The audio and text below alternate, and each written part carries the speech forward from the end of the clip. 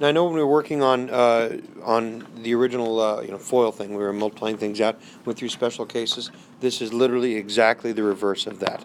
So all those special cases we learned, you're just going to reverse that exact process. Again, the point here is recognizing the pattern. Now, if you don't recognize the pattern, you can still factor it out normally, and it's just going to be more work is all. Now, if we take a look here, we had shown you before these perfect squares. And so we went from this direction, right, multiplied out and came up with this. We went from this direction, multiplied out and came up with this. Well, now we're literally just reversing that exact same thing. So recognizing here this perfect square trinomial idea. So if we take a look at A, B, multiply A and B, double that, that's the middle term. Same thing here, so recognizing that pattern. What does that look like in all actuality? Well, if I have x squared and 36, those are perfect squares. And I take the square root here, right? So I take the 6, and I take square root here, which is 1, or x in this case, 1x, and I add them together and double them. So 6 plus 1x, or 6 times rather 1x, is 6x, and double that, I get 12x. That's where that middle term comes from, and that's how we recognize the perfect square trinomials. When you do recognize that, the idea is that we follow this pattern. In fact, this is the second one here, and we undo what's been done. So in other words, we take the square root of 1x, the square root of 36, right, and put them together with subtraction in the middle because there's subtraction here, and then square it. Now, if you didn't recognize that, you can go through the whole process and just find out here you're going to use a 1 and a 6, and this negative 6 plus negative 6 is going to be the negative 12. That's where the middle term comes from. That's where it comes from. In addition to that, we have difference of two squares. So if you remember, we had the exact opposite of this as well. We had a plus b and a minus b, so one of each, yielded this. So when you recognize this, the difference of two squares, so in this case, 16x squared and negative 81, they're both perfect squares. There's subtraction. That's the word difference. And you recognize, hopefully real quick, that what that creates is an a plus b and an a minus b. In this case, we have 4x squared minus 9x squared, right? And we recognize that creates a 4x plus 9 and a 4x minus 9. And again, if you didn't recognize that, you could still factor it out normally, but these are intended to be shortcuts to save you a little bit of work. So to review from your book, again, we have perfect square trinomials, right? One with a plus, one with a minus, follows a very specific pattern. And we have difference of two squares. And when we have that difference, again, that subtraction between two perfect squares, it follows a very specific pattern. And again, two examples of each up here for you to follow.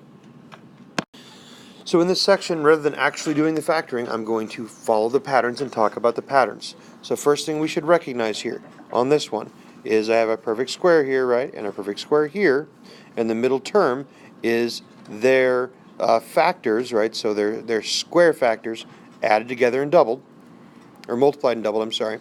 That's how we recognize a perfect square trinomial.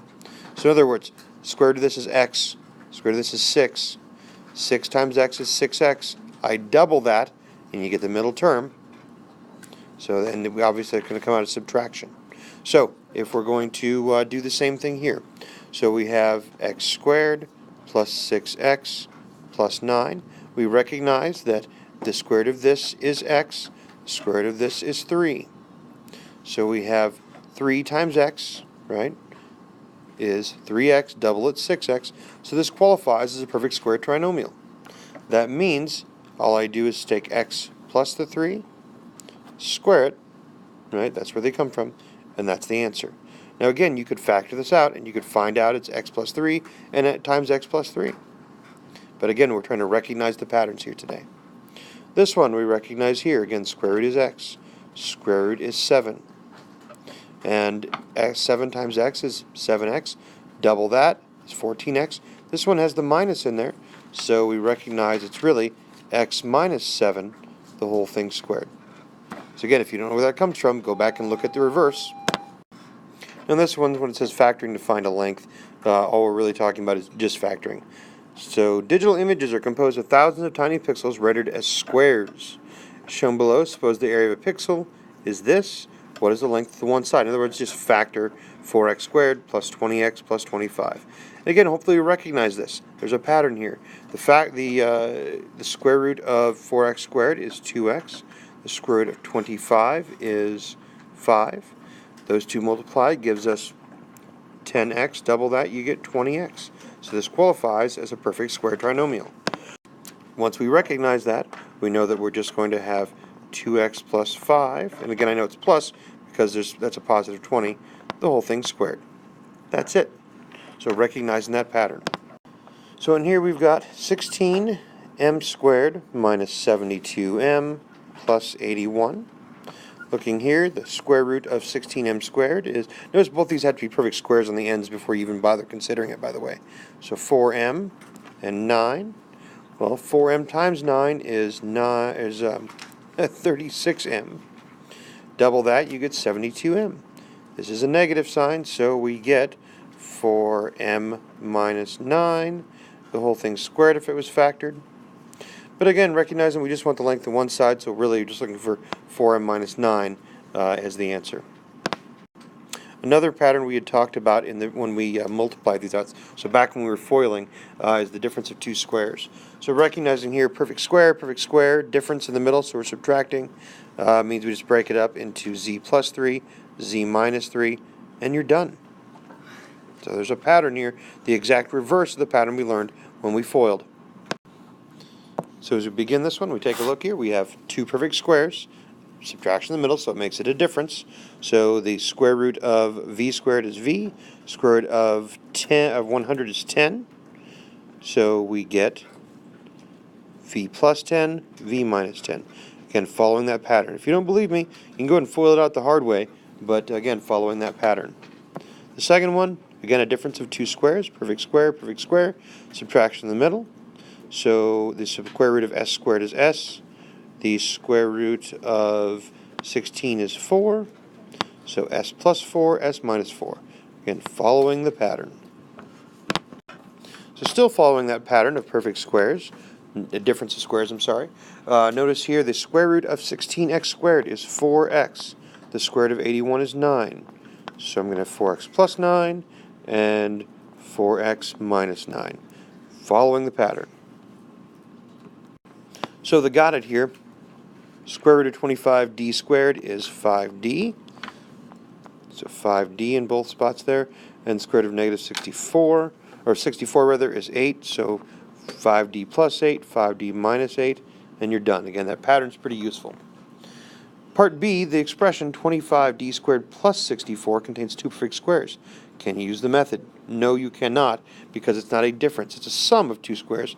It is not a difference. Problem 5 looks a lot like something we've done before here. Notice a common factor in here first. So in the 24g squared, we have a common factor of minus 6 rather. So you have a common factor of 6 in the whole thing. So you factor out that 6 first, and we get 4g squared minus 1. And now hopefully you recognize the inside is actually two perfect squares.